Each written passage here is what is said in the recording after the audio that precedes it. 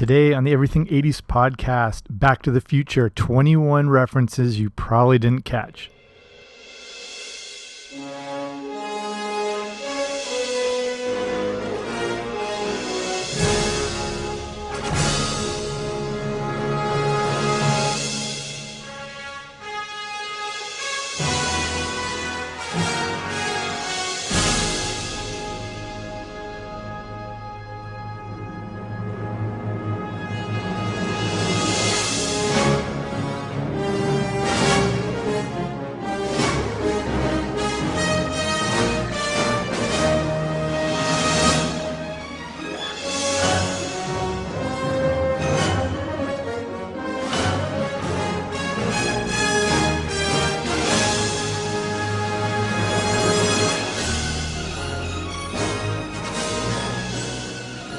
Hey there, what's happening? Welcome back to the Everything 80s podcast. I'm Jamie. Thanks for coming on out. This is the big one, the one I've been waiting for my entire life. Today is July 3rd, 2020. Back to the Future came out 35 years ago today. So I thought it would be fitting to do a whole episode, again, devoted to a lot of the sort of hidden things you maybe didn't catch in this movie. I did a whole movie review a little while back. You can go back into the previous episodes if you want to check that out. But this won't be as much about covering, the plot and everything like that, but looking at a lot of, references you may or may not have caught throughout the movie, and just, looking back on what I think is the best movie ever made. So, there are movies with better acting, better cinematography, better special effects. There's issues with the concept of time travel in it. The issues with, Marty's parents not recognizing him in the future 1985, all that sort of thing. But whatever. What we're looking at is why this movie really made an impact. And I believe it's because it had all the right elements combined and it came out at the right time. The movie combines all these different genres into one film. It's got action, adventure, science fiction, comedy, teen romance, all those sort of things. So instead of being this one standalone movie, it combines all these other classic elements. And I think that's what makes so many of these movies from the 80s such iconic movies, is because they take all those different genres and put them together. So we'll look at 21 Back to the Future references you may or may not have caught. And we'll start by, how Back to the Future got to the big screen. And I don't need to do a recap of the movie, because if you need me to summarize Back to the Future, you're at the wrong podcast. If somehow this movie is brand new to you, you're going to have to stop this show and go watch it around 65 times straight so it becomes part of your psyche, and then check back in here. So since you're somewhat of a fan or an avid fan, again, I don't have to go through the plot or what might not be accurate as far as time travel. This is about looking at the real nuts and bolts of the whole thing. And again, those obvious or not obvious references you might not have caught.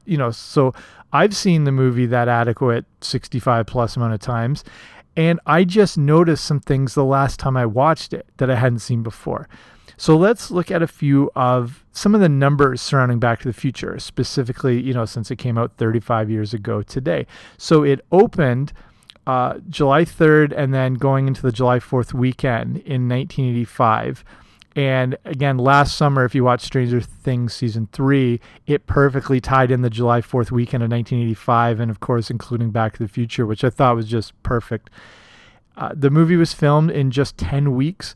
It was the #1 movie for all of 1985, among other huge hits like Rambo, Rocky IV, The Color Purple, Cocoon, The Goonies, The Breakfast Club, A View to a Kill, Pee-wee's Big Adventure, like massive movies.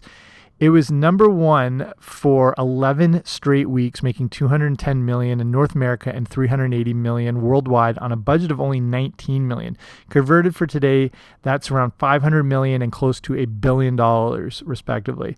The budget was only going to be around $14 million, but you'll see why, due to a recasting issue, and they added another $3 million just for that. It was nominated for 3 Academy Awards. It won 4 Golden Globes. It was finally dethroned at the box office by National Lampoon's European Vacation.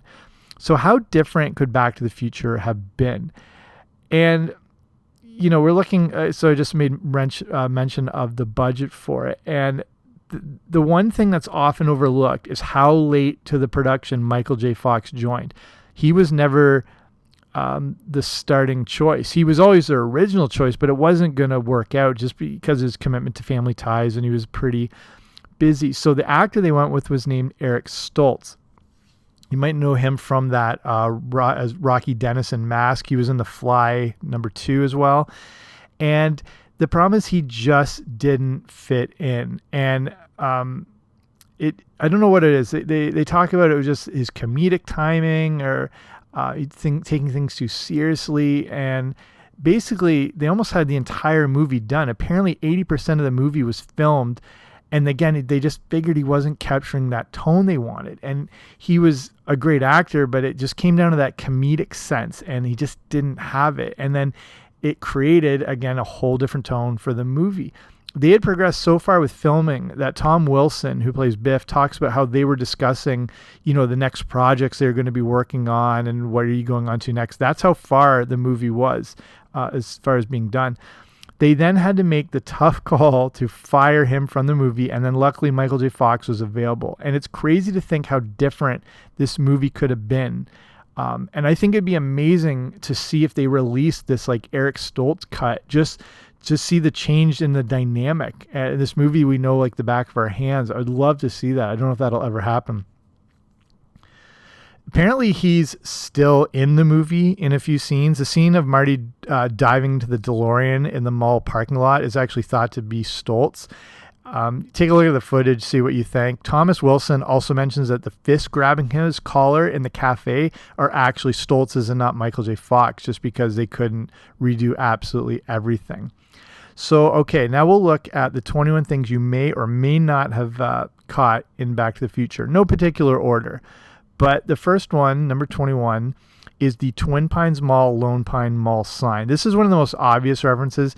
And again, if you want to see some of these visually, because a lot of them are visual representations, just go to whatever you're listening on, the show notes. There should be a link to the blog that's got all these references in them. So again, one of the most obvious, but some that some people just not aware of. To me, it's the most important Easter egg in the film, and it's one of those pivotal parts of time travel where the past can change the future. When Marty first meets Doc at the start of the movie, they meet at the Twin Pines Mall, which is actually the Puente Hills Mall in the city of Industry, California. It's named Twin Pines Mall because of the man who owned all the land there, Old Man Peabody, who apparently seems to be named after Mr. Peabody from Peabody and Sherman, the time-traveling duo in Rocky and Bullwinkle. The son's name isn't mentioned, but guess who he's credited as in the movie? You can look it up in the credits. Sherman. So obviously influence there. So Old Man Peabody has a fixation with pine trees, and when Marty escapes from their farm, you see him run over one of the two pines in the front yard of their house, assumingly leaving just one pine tree left. When Marty returns to the future and has to run to the mall to try to save Doc, we see the mall is now called Lone Pine Mall. A simple Easter egg, but an amazing part of the movie. Okay, number 20, The Atomic Kid. The Atomic Kid was a real movie, and it's playing at the Hill Valley Town Theater in 1955 when Marty goes back in time. This is an interesting movie choice to display because of its connection to Back to the Future science and science fiction movies. The Atomic Kid starred Mickey Rooney as a uranium prospector who has accidentally stumbled upon a nuclear test site. This is kind of like a superhero origin story because he's able to survive the blast of an atomic bomb, then inherit strange powers after being irradiated. It's a great choice as a reference for the connection between uranium and plutonium, and also the connection to earlier versions of Back to the Future. Before they landed on the DeLorean for the time machine, there was debate over how Marty would be able to travel through time, and then getting them back to the future. So as far as before the DeLorean, they played around with the idea of using a refrigerator, but they thought the kids might start locking themselves in fridges. And then one of their solutions, after, so they've come up with the DeLorean, and before they came up with the idea of the lightning striking the clock tower, was that to get Marty home, they would need to harness the energy from an atomic bomb testing site. So this is a nice reference that connects much of the story and history of Back to the Future. Okay, number 19. Goldie Wilson. So remember me saying how I just noticed something for the first time when I most recently watched Back to the Future? This is it. So feel free to delete me or block me or whatever, because I might seem like an idiot. Blame it on, crappier VHS copies of the movie we had to watch growing up. But so owning all the Blu-rays of these, I never noticed that Goldie Wilson had an actual gold tooth. And obviously this is where he gets his name from, and basically you have to thank the HD gods for revealing this clarity. It also explains why in 1985, Mayor Goldie Wilson is using the same campaign style as Mayor Red Thomas from 1955.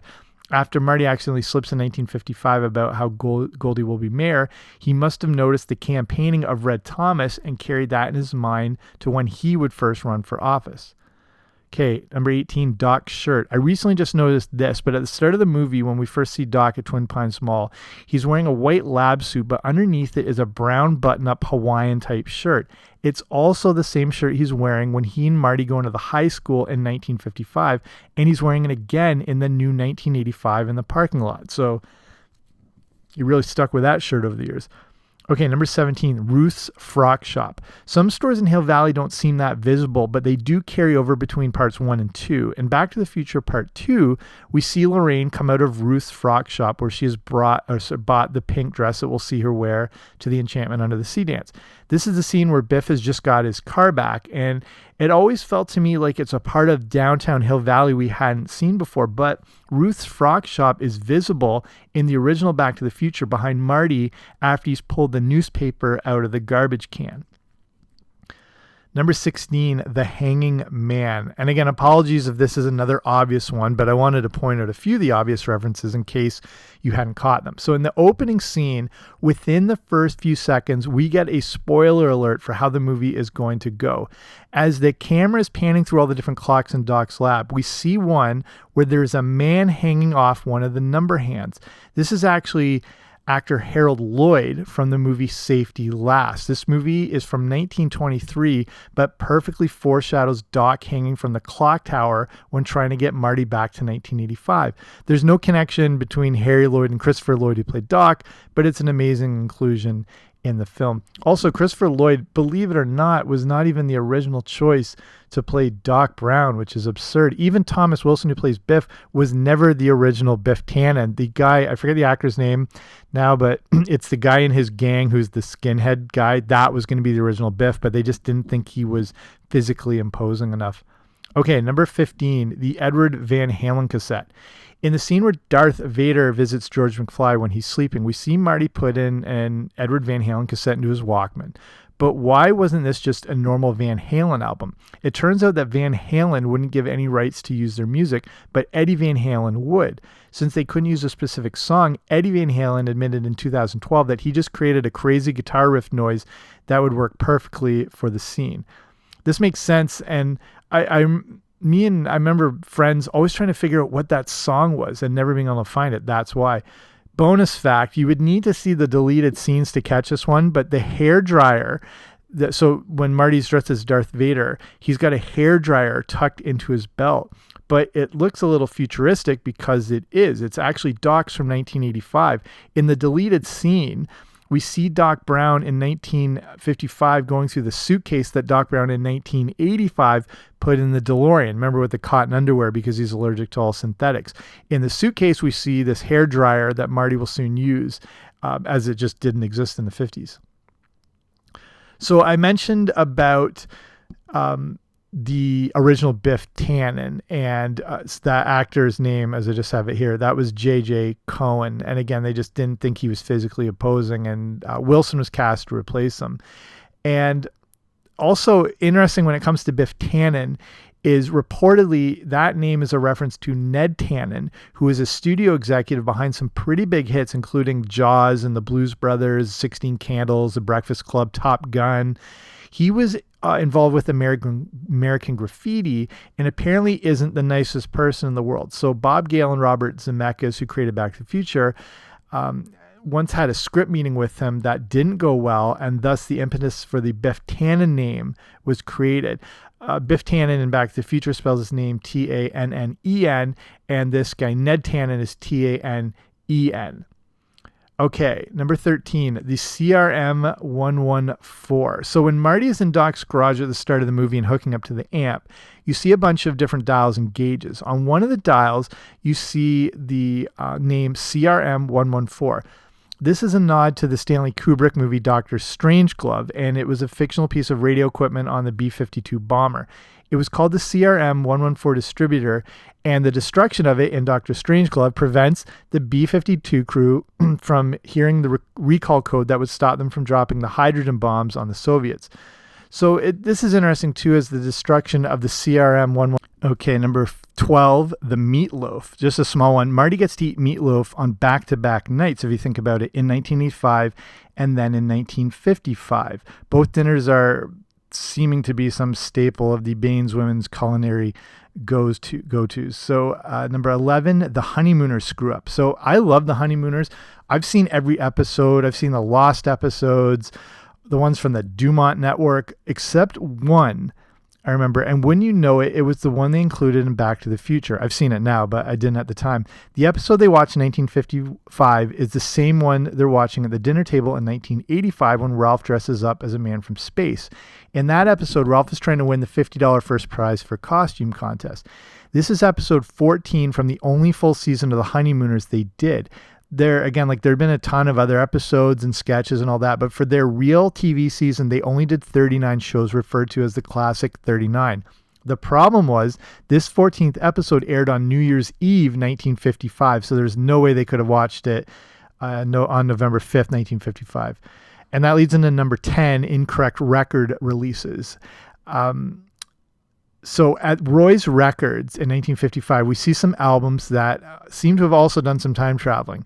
This is a list of records that are on the sign outside the store and when they actually came out. The first one's the Chordettes. It wasn't released until 1959.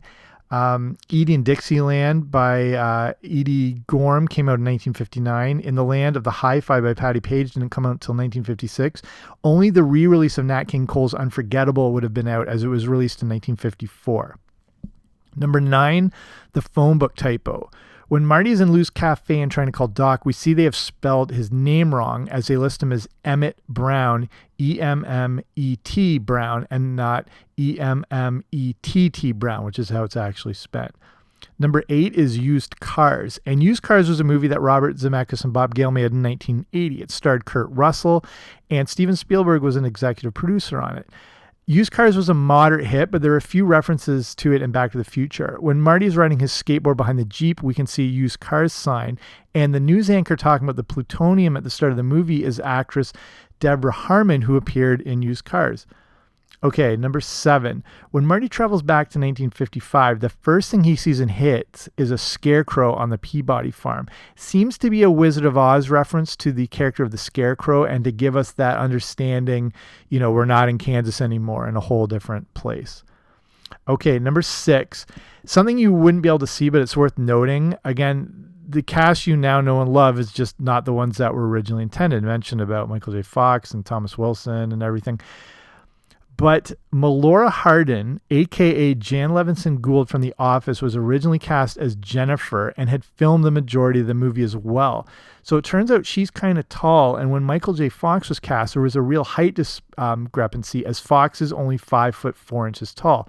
Melora Hardin is about almost 5'7", which worked fine with Eric Stoltz, but they had to recast a shorter actress and got Claudia Wells, who is the same height as Michael J. Fox. Number 5, Doc's truck.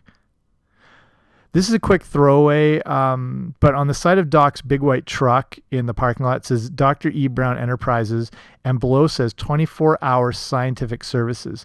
So we're just wondering what kind of 24-hour scientific services are needed, and was this created as a way to trick people out of plutonium, which would end up working Doc with the Libyans? Also, there's a bumper sticker on this truck that reads, "One nuclear bomb can ruin your day." So I'm not sure what that was on there. And then sort of prophetic, as his project, This Sucker Is Nuclear, gets him killed. Okay, number 4, the clock tower ledge. This will be the last obvious reference, but it's one of the best. The clock tower in the old 1985 isn't working, and the whole building is obviously run down. In 1955, it's working and in pristine condition. When Doc has to reattach the cord in 1955, he breaks off a piece of the ledge, almost falling to his death. When Marty returns to the new 1985, we can see the broken ledge there now. Okay, number 3, Statler Toyota. The Statler family has a long-running tradition of providing transportation for the citizens of Hill Valley. Statler Toyota is the dealership that features the sweet 4x4 that Marty covets and eventually gets. And Statler Studebaker is the dealership featured in 1955.